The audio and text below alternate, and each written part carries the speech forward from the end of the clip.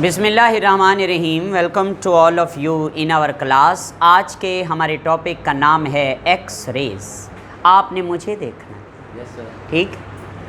हमारे टॉपिक का नाम है एक्स रेज।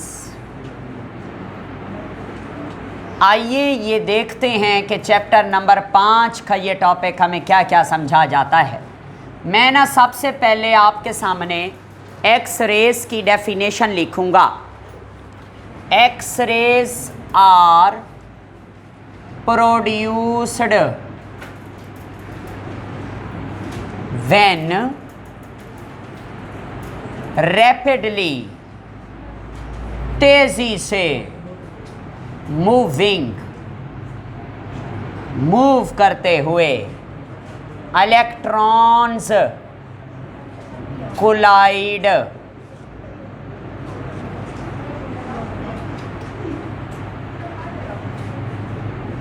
with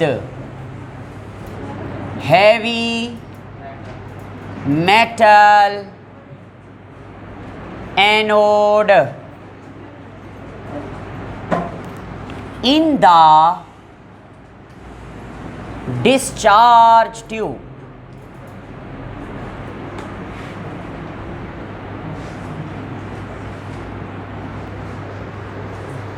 ये जो मैंने आपके सामने एक्स रेज की डेफिनेशन लिखी है, इसको कैसे समझाना है उसके लिए मैं आपके सामने एक ट्यूब बनाने लगा हूँ जिसे डिस्चार्ज ट्यूब कहते हैं। और आप और मैं सब जानते हैं कि हमने पहले भी डिस्चार्ज ट्यूब को देखा हुआ है, क्योंकि इसी चैप्टर में हम कई बार ये ट्यूब बना चुके।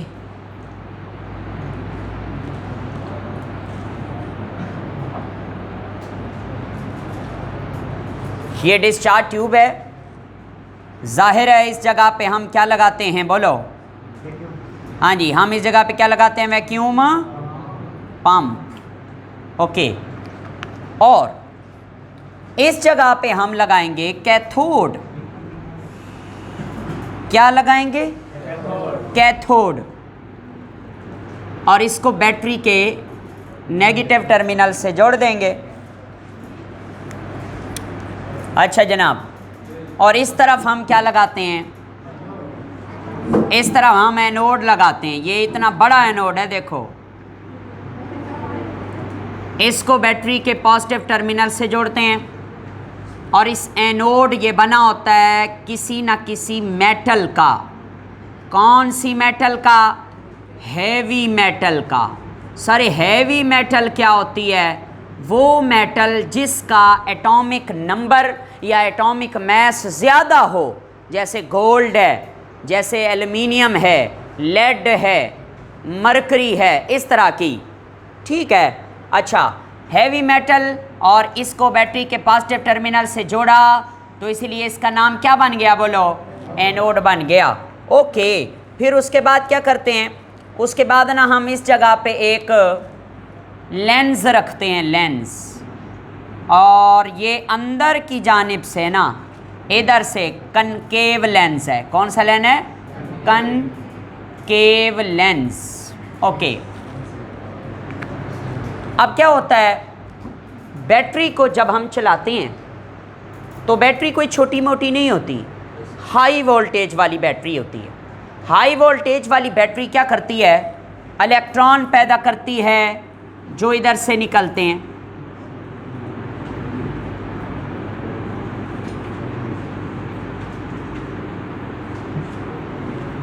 और आगे एक लेंस है, जब उस लेंस में से गुज़रते हैं तो उस लेंस का कमाल ये है कि वो तमाम इलेक्ट्रॉन्स को, तमाम बीम ऑफ इलेक्ट्रॉन्स को, या जिसे आप कैथोड रेज भी कहते हैं, एक पॉइंट के ऊपर फोकस कर देता है। ये कनकेव लेंस का कमाल है, एक पॉइंट पे वो फोकस कर देता है। अच्छा, जब एक पॉइंट पे फोकस करता है तो ये तेज़ी के साथ बहुत सारे इलेक्ट्रॉन, बीम ऑफ इलेक्ट्रॉन्स आकर इस हैवी मेटल एनोड से टकराते हैं। जब ये कोलाइड करते हैं इसके साथ, तो इस हैवी मेटल एनोड से कुछ इलेक्ट्रोमैग्नेटिक रेडिएशंस निकलती हैं इस एनोड से। वो जो इलेक्ट्रोमैग्नेटिक रेडिएशंस निकलती हैं स्पीड के साथ, इनका क्या नाम है, इनका नाम है एक्स रेज। क्या नाम है? हाँ, इनका नाम है एक्स रेज। ये हर तरफ निकलती हैं, इनको आप कहते हैं एक्स रेज। समझ आई बात की? आप ज़रा डेफिनेशन देखो। X rays are produced, x rays बनती हैं व्हेन, जब rapidly moving electrons, these are the rapidly moving electrons collide, टकराते हैं with heavy metal anode in the discharge tube, x rays are produce. Clear है? कुछ बातें जो हमारी बुक ने लिखी हैं उनको क्लेरिफाई कर दूं। हमारी बुक कहती है कि इस जगह पे आप लगाते हो टंगस्टन का फिलामेंट। क्या लगाते हो? टंगस्टन, टंगस्टन का फिलामेंट। ये क्या होता है सर? आपने कुछ ज़माना पहले जो रेड कलर की रोशनी देने वाले बल्ब देखे थे, उनके अंदर एक स्प्रिंग होता है, स्प्रिंग, लाल कलर की रोशनी वाले बल्ब। अब आप 19वीं सेंचुरी के तो नहीं है ना, हमने नहीं देखे, यूँ भी नहीं कह सकते। आप देखे हैं, कोई इतना पुराने नहीं है। आज भी खैरादियों की दुकान के ऊपर वो मौजूद होते हैं, क्योंकि उन्होंने पार्ट्स को काटना होता है, उनका काम तेज़ नज़र का होता है, इसलिए वो अच्छी रोशनी पैदा करते हैं। रेड कलर वाले बल्ब, उनके अंदर जो स्प्रिंग होता है उसको फिलामेंट ऑफ टंगस्टन कहते हैं। टंगस्टन एक ऐसी मेटल है जिसके अंदर इलेक्ट्रॉन की पूरी कौम मौजूद होती है।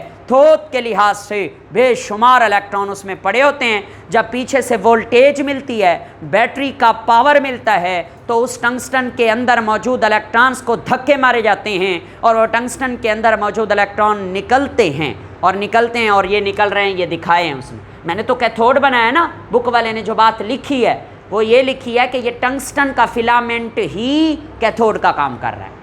ठीक है, बोलो, ये वैसा ही स्प्रिंग है। ओके, अब तो ये हो गया, एक्स रेज जो है ना वो पैदा हो गई, प्रोड्यूस हो गई। अब हमें एक्स रेज चाहिए, हमें सारी एक्स रेज नहीं चाहिए, हमें ख़ास एक्स रेज चाहिए, हमें थोड़ी एक्स रेज चाहिए। तो हम क्या करते हैं? हम ये करते हैं कि ये जो डिस्चार्ज ट्यूब है, इस ट्यूब के अंदर ना ये किया जाता है कि एक इस तरह का स्ट्रक्चर बनाते हैं। ये मैं आपको समझाने के लिए बना रहा हूँ, हमारी बुक में बना हुआ नहीं है। ठीक है, ये इस तरह का स्ट्रक्चर। अब ये क्या बला है भाई? आप देखेंगे दरमियान में एक नाली नज़र आ रही है।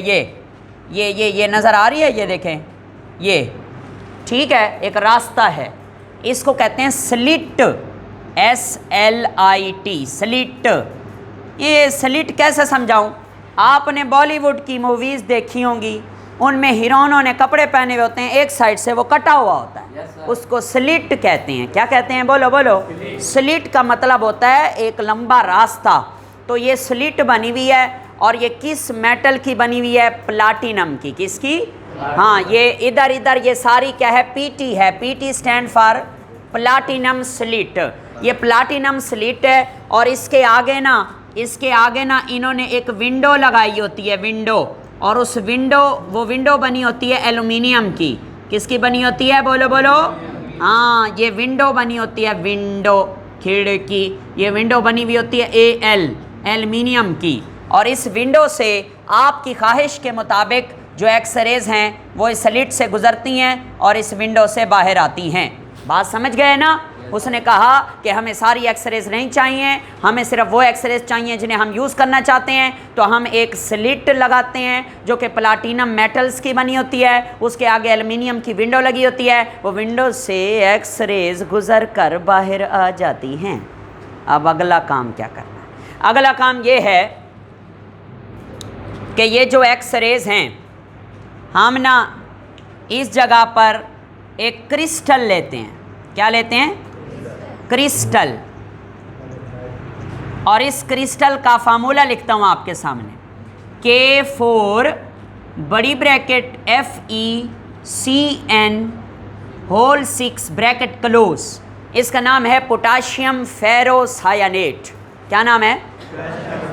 ये 10th क्लास में भी आप लोगों ने पढ़ा हुआ है कि ये कम्प्लेक्स साल्ट होता है।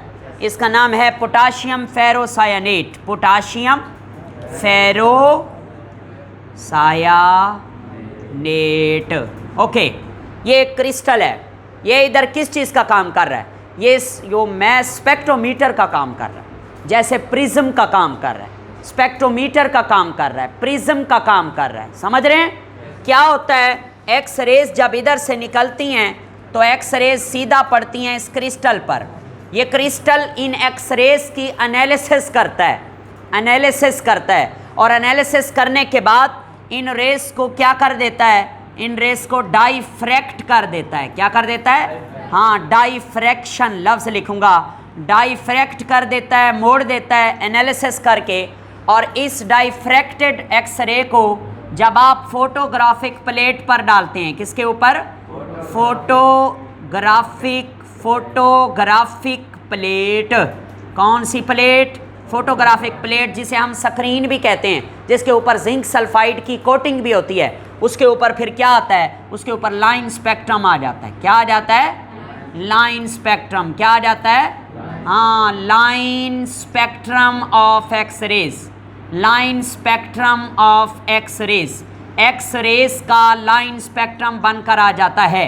अब मेरी बात सुने, जो एक्स रेज के लाइंस होती हैं उनको जो है ना स्पेक्ट्रल लाइंस भी कहते हैं, स्पेक्ट्रल लाइंस भी कहते हैं, डिस्क्रीट लाइंस भी कहते हैं। डिस्क्रीट माने अलग अलग, सेपरेट।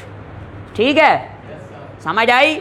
अच्छा, फिर अगली बात क्या है? अगली बात ये है कि ये जो स्पेक्ट्रल लाइंस हैं ना, इन स्पेक्ट्रल लाइंस के ग्रुप्स बनाए गए हैं।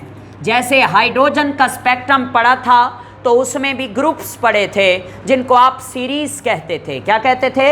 हाँ, ग्रुप्स बनाए गए हैं जिन्हें हम लोग सीरीज़ भी कहते हैं। और मेरे बच्चे, इनमें जो सीरीज़ है ना, उनको नाम दिया जाता है के सीरीज़, एल सीरीज़,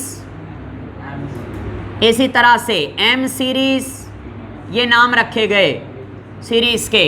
और अगली बात सुनना, अब के सीरीज़ की जो पहली लाइन होगी, यानी फर्स्ट लाइन होगी, आप उसे कहेंगे के अल्फ़ा। जो दूसरी होगी उसे कहेंगे के बीटा। जो तीसरी होगी उसे क्या कहेंगे? के गैमा। समझ रहे हैं? इसी तरह से एल सीरीज़ की जो फर्स्ट लाइन होगी उसे आप क्या कहेंगे? एल अल्फ़ा, और दूसरी को एल बीटा, और तीसरी को एल गैमा। इस तरह से समझ आ रही है? Yes sir. ओके, ये तो हो गया बात, यानी कि हमने जो पढ़ा। एक बात मैं ज़रूर बताना चाहूँगा कि ये जो एक्स रेज़ इधर पैदा होती हैं, इन एक्स रेज़ की जो प्रॉपर्टीज़ होती हैं, इन एक्स रेज़ की जो खसूसियात होती हैं, यानी इनकी प्रॉपर्टी में क्या आता है? फ्रीक्वेंसी, इनकी वेवलेंथ, इनकी एनर्जी, ये इनकी प्रॉपर्टीज़ हैं एक्स रेज़ की। ये किस पर डिपेंड करती हैं? ये टारगेट मेटल पर डिपेंड करती हैं। ये जो टारगेट मेटल हमने यूज़ की हुई है, अगर इस टारगेट मेटल को चेंज कर दिया जाए तो एक्स रेज़ जो पैदा होंगी उनकी प्रॉपर्टीज़ भी चेंज होंगी। इसका मतलब x rays are the characteristics of target metal. ये टारगेट मेटल पर डिपेंड करती हैं। अगर टारगेट मेटल आप लोग चेंज कर देते हैं तो एक्स रेज़ भी क्या हो जाएंगी? चेंज। उनकी खसूसियात भी चेंज हो जाएगी। Is it clear? बात समझ आ गई? कोई पॉइंट रह तो नहीं गया? आओ फिर अगली बात करते हैं। अब एक्स रेज़ के ऊपर मोर प्रोमिनेंट और मोर कॉम्प्रिहेंसिव वर्क एक साइंटिस्ट ने किया। एक साइंटिस्ट है जिसका नाम है हेनरी, एच माने हेनरी मूज़ले, MOSELEY। बड़ा गंदा नाम है, मूजी हैं, मूज़ले। ठीक है, ये है एच मूज़ले, हेनरी मूज़ले। इस बंदे ने एक्स रेज़ के ऊपर बहुत ज़्यादा काम किया। इसे कहते हैं कॉम्प्रिहेंसिव या प्रोमिनेंट वर्क। कब किया? इसने 1913 से लेकर 1914 तक, बड़ा चालाक बंदा था, एक ही साल में इसने एक्स रेज़ के ऊपर काम किया। ओके, कर लिया काम। उसने अगला काम क्या किया? इसने जो टारगेट मेटल हैं, टारगेट मेटल जिसको हम क्या बना रहे हैं? एनोड। क्या बना रहे हैं? हाँ, एनोड। उसने 38 टारगेट मेटल को यूज़ किया, 38 अलग अलग से, और अलग अलग उनकी एक्स रेज़ को स्टडी किया। समझ रहे हो? इसने कितनी मेटल्स को स्टडी किया बोलो?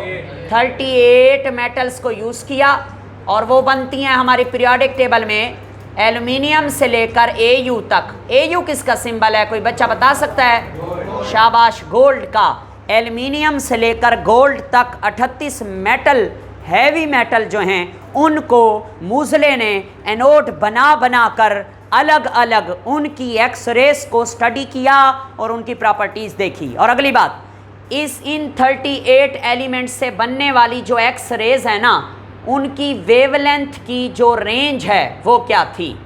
उनकी वेवलेंथ की रेंज थी 0.04 से लेकर 8 एंगस्ट्रॉम। मैं ये कहना चाहता हूँ कि जब उसने 38 मेटल यूज़ की तो हर मेटल की से पैदा होने वाली एक्स रेस की वेवलेंथ अपनी अपनी थी। तो तमाम मेटल्स जितनी भी उसने यूज़ की, उन तमाम से पैदा होने वाली एक्स रेस की वेवलेंथ की जो रेंज बनती है इधर से इधर तक, वो है 0.04 से 8 एंगस्ट्रॉम। समझ रहे हो? ये भी एमसीक्यूज़ में आ सकता है। अगली बात, अब वो कहता है कि ये जो एक्स रेज के को स्टडी किया मूजले ने, तो इसने फिर अपनी स्टडी के बाद कुछ कंक्लूजन निकाले, रिजल्ट्स, जिसे हम लिखेंगे कंक्लूजन, कंक्लूजन्स। और आपने हमेशा याद रखना है कि इस बंदे ने 3 कंक्लूजन्स पेश की हैं। कितनी? 3 कंक्लूजन्स। पहली कंक्लूजन इसने क्या की? इसने कहा ओए बस कर दो, बस कर दो, ये इस तरह नहीं है कि K series, L series, M series. इसने कहा मैं आपको बताता हूँ, आपने सिर्फ 2 सीरीज़ याद रखनी है। इस बंदे ने कहा, इसने कहा ऐसी एक्स रेज जिनकी स्पेक्ट्रल लाइंस की वेवलेंथ समाल होगी, वो आएंगी के सीरीज़ में। यानी के सीरीज़ उन स्पेक्ट्रल लाइंस की सीरीज़ है जिनकी वेवलेंथ की, जिनकी एक्स रेस की वेवलेंथ क्या है? समाल है। और फिर उसने कहा कि वो स्पेक्ट्रल लाइंस जिनकी वेवलेंथ लार्ज होगी, उनके लिए जो सीरीज़ होगी उसे एल सीरीज़ का नाम दिया जाएगा। बस ये 2 बातें इसने की। इसने क्या कहा? इसने कहा जो समाल वेवलेंथ वाली एक्स रेज हैं, उनसे बनने वाली जो स्पेक्ट्रल लाइंस हैं, उनके ग्रुप को के सीरीज़ कहते हैं, और जो लार्ज वेवलेंथ वाली एक्स रेज हैं, उनसे बनने वाली स्पेक्ट्रल लाइंस को के सीरीज़ नहीं बल्कि एल सीरीज़ कहते हैं। और एम शैम नहीं होती इसमें कहा। समझ आ गई? बोलो। अगली बात, दूसरी कंक्लूजन इसने क्या निकाली? दूसरी कंक्लूजन इसने ये निकाली, उसने कहा कि ये जो वेवलेंथ होती है, वेवलेंथ ऑफ एक्स रेस की जो वेवलेंथ है ना, that is inversely proportional to atomic number of target metal. Atomic number of target metal. मतलब समझो इसका, अगर टारगेट मेटल यानी कि इस एनोड का एटॉमिक नंबर कम होगा तो उससे पैदा होने वाली एक्स रेज की वेवलेंथ क्या होगी? ज़्यादा होगी। और अगर इस टारगेट मेटल का एटॉमिक नंबर कम होगा, नहीं वही तो बताया कम होगा, अगर इनका एटॉमिक नंबर ज़्यादा होगा तो बनने वाली एक्स रेज की वेवलेंथ कम होगी। अगर इनका एटॉमिक नंबर कम होगा तो बनने वाली एक्स रेज की वेवलेंथ क्या होगी? ज़्यादा होगी। तो ये दूसरी कंक्लूजन आ गई। ओके, उसके बाद तीसरी कंक्लूजन डिस्कस करते हैं। जो तीसरी कंक्लूजन है ना, उसमें इसने एक रिलेशनशिप दिया है। क्या दिया है बच्चे बोलो? एक ताल्लुक, रिलेशनशिप दिया है। किस किस के दरमियान दिया है ये देखना। ये लिखता है कि फ्रीक्वेंसी का अंडर रूट, फ्रीक्वेंसी किसकी? एक्स रेस की, ये बराबर होता है A into Z minus B. ये ठीक है, ये रिलेशनशिप है। इसमें ये न्यू क्या है? Frequency of x rays. और ये Z क्या है? ये Z है atomic number of target metal. आप जानते हैं कि Z से हम एटॉमिक नंबर को जाहिर करते हैं, ये atomic number of target metal है। ओके सर इसको थोड़ा सा चेंज तो करके दें, यानी इसको थोड़ा सा चेंज करके दें। आप ऐसा करें, इसका अगर अंडर रूट ख़त्म करना चाहते हैं तो आप इसका भी स्क्वायर ले लें, इसका भी स्क्वायर ले लें। जब स्क्वायर लेंगे तो ये तो अकेला फ्रीक्वेंसी का साइन आ जाएगा, उसमें से जज़र हट जाएगा और फिर इज़ इक्वल टू ए और Z माइनस बी का स्क्वायर। बच्चे कहते हैं सर जी आपने ए का स्क्वायर क्यों नहीं लगाया? क्योंकि ए प्रोपोर्शनैलिटी कांस्टेंट है। कौन सा कांस्टेंट है? प्रोपोर्शनैलिटी। अगर मैं इस ए को हटा दूं, इस बराबर के साइन को भी हटा दूं, तो क्या मैं यूं लिख सकता हूं? डायरेक्टली प्रोपोर्शनल लिख सकता हूं, बोलो डायरेक्टली प्रोपोर्शनल। और मैं यूं भी लिख सकता हूं कि Z is equal to B और इसका भी स्क्वायर। तो ये आपको नज़र आ रहा है? अच्छा बोलो। अच्छा आप मेरी बात सुनो, ये परेशान क्यों हो? अब मेरी बात सुनो, ये ए है, इसे कहते हैं प्रोपोर्शनैलिटी कांस्टेंट, और Z को क्या कहते हैं? एटॉमिक नंबर, और इसको क्या कहते हैं? Frequency of X-rays. बी क्या है? बी है स्क्रीनिंग कांस्टेंट। आपने 9वीं क्लास में शील्डिंग इफेक्ट पढ़ा था, जिसका दूसरा नाम होता है स्क्रीनिंग इफेक्ट। एक नाम होता है शील्डिंग इफेक्ट और दूसरा नाम क्या होता है? Screening effect. क्या होता है? Screening effect. तो ये जो स्क्रीनिंग इफेक्ट है, ये हर मेटल का अपना अपना होता है। क्यों? क्योंकि हर मेटल का शील्डिंग इफेक्ट भी अपना अपना। स्क्रीनिंग इफेक्ट या शील्डिंग इफेक्ट एक ही चीज़ है। तो this is called B screening constant. Is it clear? अब इस पूरे रिलेशनशिप का नाम है मूजलेज लॉ। क्या नाम है? हाँ, मूजलेज लॉ। और इसकी डेफिनेशन मैं लिखता हूँ आपके सामने, इसी ऊपर वाले रिलेशनशिप को देखकर, इस रिलेशनशिप को देखकर मैं मूजले लॉ की डेफिनेशन लिखता हूँ आपके सामने। वो लिखता है कि the x rays, the frequency of x rays varies as square of atomic number, यानी कि Z। मतलब समझाओ सर जी। देखो मेरी बात सुनो, एक लफ्ज़ लिखा है उसने वेराइज। वेराइज क्या है? तब्दील होना। वो कहता है कि ये फ्रीक्वेंसी और ये Z का स्क्वायर, ये जैसे फ्रीक्वेंसी चेंज होगी वैसे Z का स्क्वायर चेंज होगा। या दूसरी बात, जैसे Z का स्क्वायर चेंज होगा वैसे फ्रीक्वेंसी चेंज होगी। आसान लफ्ज़ों में बताता हूँ, Z का स्क्वायर डायरेक्टली प्रोपोर्शनल है फ्रीक्वेंसी के। वेराइज का मतलब है जैसे Z का स्क्वायर चेंज होता है वैसे फ्रीक्वेंसी चेंज होती है। तो इसका मतलब क्या है? Both are directly proportional to each. किताब वाले ने भी खच मारी हुई है, वो सीधा सीधा लिख देता कि भाई frequency and the square of Z are the directly proportional to each other, मगर उसने ऐसा नहीं लिखा। उसने क्या लफ्ज़ लिखा? वेराइज का लफ्ज़ लिखा। तो हम क्या करें? हमें भी वेराइज का लफ्ज़ याद करना पड़ेगा। अब मेरी बात सुने, ये भी मूजलेला है, ये भी मूजलेला है। दोनों में फ़र्क क्या है? दोनों में फ़र्क ये है कि इधर जज़र नहीं है, इधर स्क्वायर है, और इधर स्क्वायर नहीं है तो इधर अंडर रूट है। बात तो एक ही है, फ़र्क तो नहीं है ना। अगली बात सुनना, वो कहता है कि ये जो मुज़ले कहता है कि किसी भी मेटल की जो प्रॉपर्टीज़ होती हैं, फिज़िकल प्रॉपर्टीज़ या फिर केमिकल प्रॉपर्टीज़, किसी भी मेटल की फिज़िकल या केमिकल प्रॉपर्टीज़ जो होती हैं वो डिपेंड करती हैं एटॉमिक नंबर के ऊपर। किसके ऊपर डिपेंड करती हैं? हाँ, एटॉमिक नंबर पे डिपेंड करती हैं, एटॉमिक मास पे डिपेंड नहीं करती। इसी बंदे ने जब एटॉमिक नंबर दरियाफ्त किया था ना, तो उसके बाद क्या हुआ?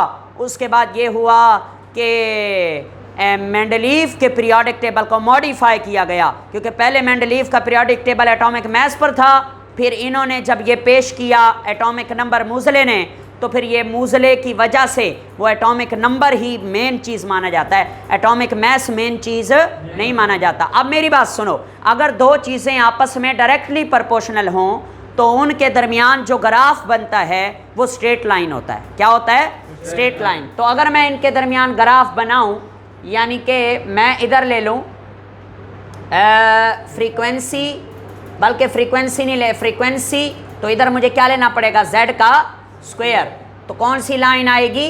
Straight line. दो चीज़ें जब आपस में डायरेक्टली प्रोपोर्शनल होती हैं तो उनके दरमियान कौन सी लाइन आती है?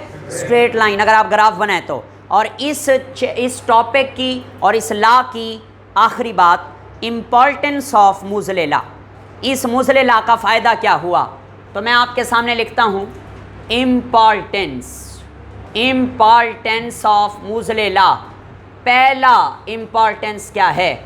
मूज़ले लॉ की वजह से मूज़ले ने 4 एलिमेंट्स को पीरियोडिक टेबल में सही तरह से अरेंज किया। वो कौन से हैं? मैं लिखता हूँ Ar आर्गान, CO कोबाल्ट, बल्कि Ar और पोटाशियम, फिर CO कोबाल्ट और फिर Na निकल। तो मैं ना आपको यूँ समझाता हूँ, अगर आप गुलाब के अर्क लेने जाएं किसी मेडिकल शॉप से तो वो आपको कहता है अर्क कोई नहीं है हमारे पास, जाओ अर्क कोई नहीं है, ये देखो अर्क कोई नहीं है हमारे पास। Ar के अर्क, CONI कोई नहीं है, जाओ अर्क नहीं है हमारे पास। तो ये 4 ऐसे एलिमेंट हैं जिनको मूज़ले ने पीरियोडिक टेबल में क्या किया? अरेंज किया, तरतीब दिया। दूसरी मूज़ले लॉ की इम्पॉर्टेंस सुनो। दूसरी इम्पॉर्टेंस मूज़ले लॉ की क्या है? दूसरी इम्पॉर्टेंस है कि इसने 3 एलिमेंट्स को दरियाफ्त किया, डिस्कवर किया, जो कि पीरियोडिक टेबल के हैं। और वो कौन से हैं? TC, और इसके अंदर एटॉमिक नंबर है इसका 43, ठीक है। TC, PR इसका है 59 और RH इसका है 44। मैं बच्चे किस तरह इसे याद करता हूँ? एक बच्चा बिगड़ गया है और बाप उसको कह रहा है ट्रैक पर रहो, अपने ट्रैक पर रहो, उतरने की ज़रूरत नहीं है। तो ये देखो ट्रैक पर रहो, TC, PR और RH, समझ गए? नाम इनका क्या है? हाँ इसका 40 इस हाँ ठीक है मैं भूल गया। तो ये देखें ये 43 है, ये 45 है, दरमियान में आना चाहिए था 44, मगर क्या आया हुआ है 59। तो मसला तो नहीं है भाई, ये याद रखना है। इसका नाम टेक्नीशियम है, प्रोसियोडाइमियम है और रहीनियम है, पता नहीं रोडियम है, RH रोडियम। अच्छा अब अगली बात सुने, आखिरी बात क्या है? तीसरा पॉइंट क्या है? तीसरा पॉइंट ये है कि इसने कुछ रेयर अर्थ मेटल्स जो ज़मीन में बहुत कम पाई जाएं, उन्हें रेयर अर्थ मेटल्स कहते हैं, उनके एटॉमिक नंबर दरियाफ्त किए थे। तो ये शॉर्ट क्वेश्चन में आएगा कि मूज़ले लॉ की इम्पॉर्टेंस क्या है, या मूज़ले लॉ क्या है, या फिर कंक्लूजन ऑफ मूज़ले's वर्क क्या हैं, एक्सरे क्या है, ये सारी बात। This was about today lecture. ठीक हो गया? Thank you very much.